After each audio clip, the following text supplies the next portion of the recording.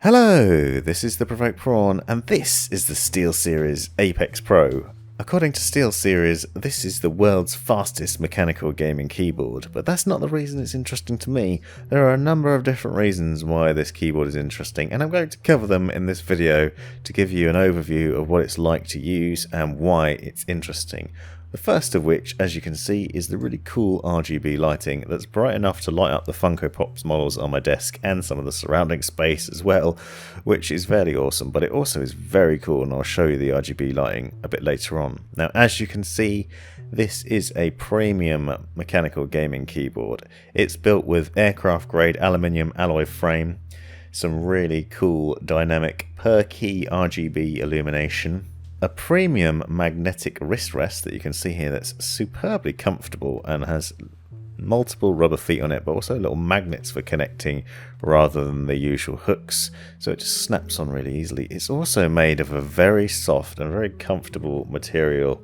Not quite sure what they've made it out of, but it feels very premium and very soft on the wrist. It isn't as fancy, say, as a padded leather wrist rest, but it is very nice. I don't know what it will stand up like over time, but it's very comfortable to use. The keys are also satisfyingly loud and comfortable. The whole keyboard has a very good comfort to it, and it feels very nice to touch, which is a very weird thing to say, but if you just stroke the keyboard gently, the keys all feel very nice texture to them and very soft. I feel like this is going to be a very comfortable keyboard to use. It also has a number of other interesting features on it, including some really neat cable management system. So if you notice, there's a large USB cable here, and that has channeling underneath that allows you to put it into 3 different places. You can either come it out through the middle or from either side. This is obviously great because it means you can customize where you have this cabling on your desk depending on where you have your PC. There's also 2 cables to connect to your PC, and the reason for this is obviously you have the RGB lighting. There's also a little screen, if you've been observing, a display screen which needs powering, and there's a USB pass-through at the top left. Now this is the little screen that I was talking about. This acts as a media screen, but you can also program it within the SteelSeries Engine 3 to do a number of other things. Here you can see the media volume wheel, very satisfyingly made. Feels good to touch as well, and below that is a nondescript button, which is actually a media playback button that I'll go into a bit more depth later on. Now the screen as default will let you know that it's a SteelSeries product, but you can also customize and personalize it with your own logo. Here I am really poorly drawing my name. I have never been very good at art. You can download or create your own black and white images to show off on that little logo, but for me it's much more useful for other things. Like within the SteelSeries Engine 3 you can connect it to your Spotify account, and then you can get it to show you what songs are playing and how far you are through the songs. You can also pause and play using this button, and you'll also note there is no fast forward or rewind buttons on here, but this is a multifunction key. A double tap on that button will skip, and a triple tap will rewind to the previous track. So it's actually quite a cool way of doing it, which means less keys on the keyboard but no less functionality. Another thing you can do is connect it with Discord and have it let you know when people are talking, and you can also set up your own custom notifications to do other things, like find out when you've been muted or which channel you're in. So here you can see I've set it up so it lets you know which channel you're in, and you can also set a little custom icon to go along with that. And as I switch between channels on my Discord server, you can see it comes up with the name of those channels so you know where you are. It's a nice little function, maybe a bit gimmicky but quite cool.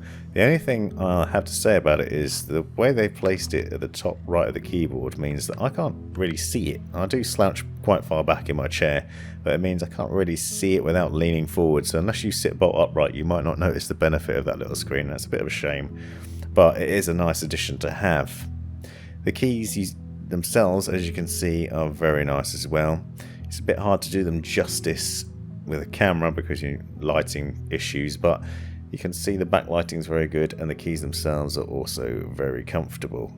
The RGB lighting also is very striking, and the way the keys are designed, you get a nice bit of light bleed around the sides, top and bottom.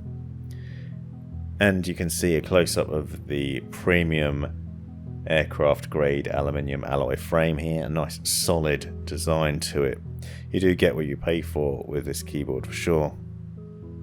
Shooting at night with a macro lens to give you an idea of what the lighting looks like. Had a bit of an issue with some of the footage here, as you can see, but it does look pretty good still. The LEDs are fantastic. Here you can see them without the keycaps on. Now the keycaps themselves aren't anything particularly special. They do feel nice in the hand, but you can see there's nothing much special going on here.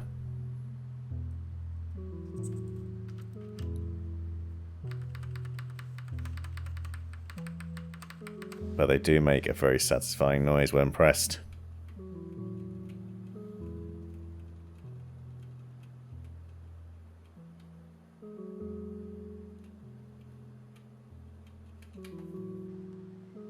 Now it's worth noting here that these are OmniPoint mechanical adjustable switches, which SteelSeries claims a 5 times faster actuation, 8 times faster response time, and twice the durability compared with traditional mechanical switches. And the reason they're interesting though is they're adjustable in terms of their actuation point, and I'll show you that a bit later on.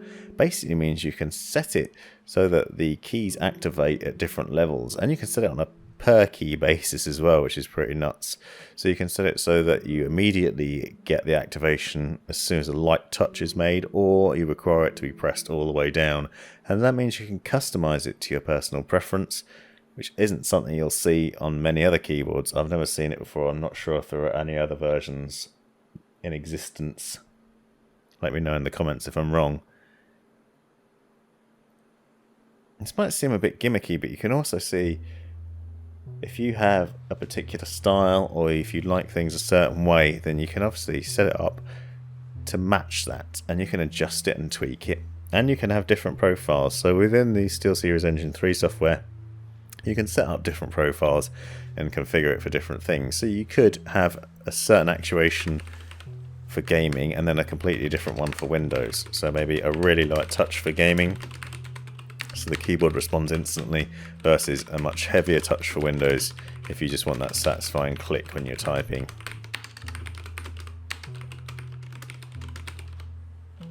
Another thing I really like about this keyboard is the different reactive lighting effects. You press the keys and the entire keyboard reacts in different ways. And obviously you can customize all that within the software as well, and I'll show you that in a second. You can see here a simple thing of pressing one key and the entire line lights up in a really satisfying way. Again, another view of the keys with just the white backlight to them, and they look really awesome like that as well.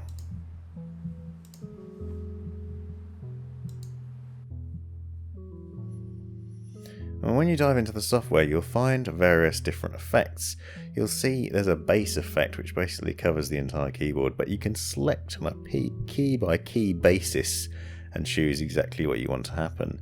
You could set a single color as your base color, or choose from a different variety of effects. You can then select numerous different keys by pressing Control and selecting the keys you want, for example WASD, and then select effects from there and even choose colors.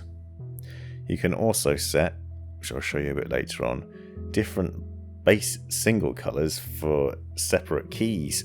So you could, for example, have WASD in one color and the rest of the keys in another, or any number of keys in different colors. There's lots of different customization potential here, and it's really cool in that way. You'll also note within this software you can have an AFK effect, so you can set it so that when you're not using the keyboard for a while it changes color again, and you can even set it to dim as well. So there's a variety of different settings to play around with, and as I said, you get different onboard profiles. You've got up to 5 onboard profiles, as you can see on the top left there. Lets you do different things, as well as setting up key bindings, changing the actuation, changing the illumination, so you can tell when you're in the different modes based on the colors, for example.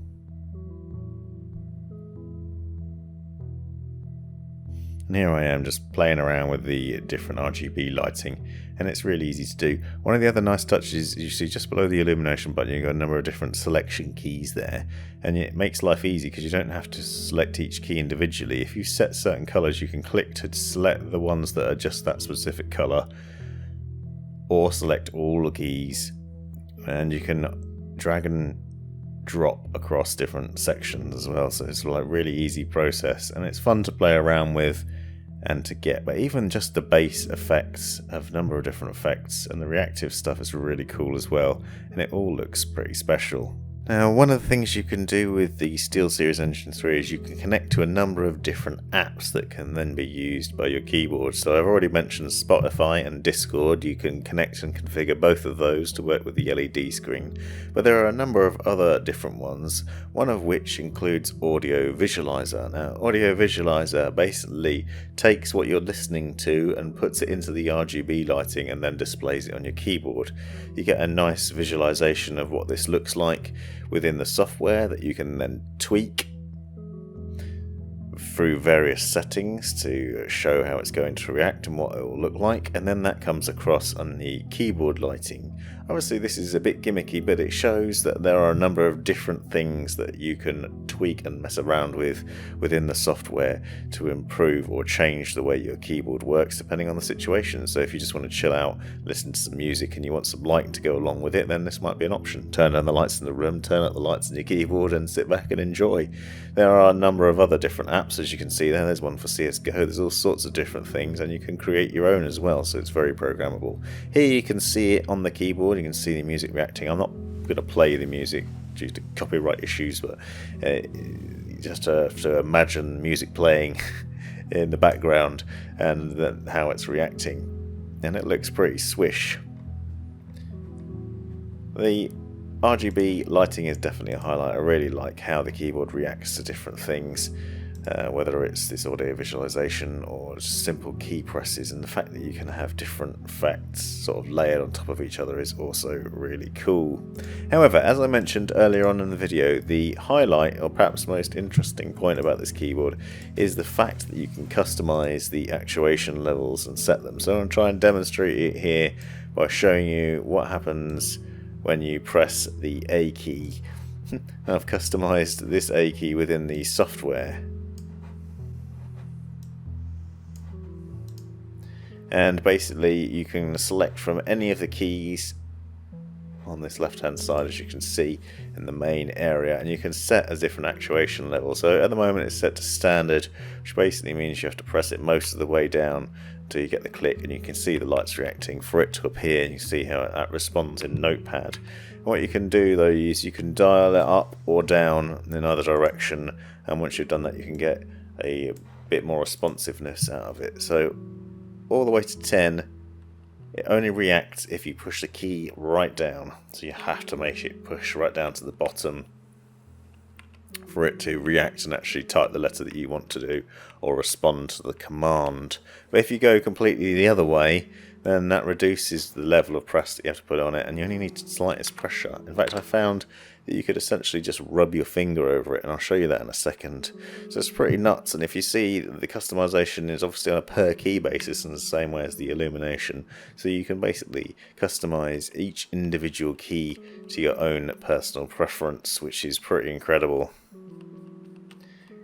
This is a definite highlight, and certainly an interesting design facet to this keyboard.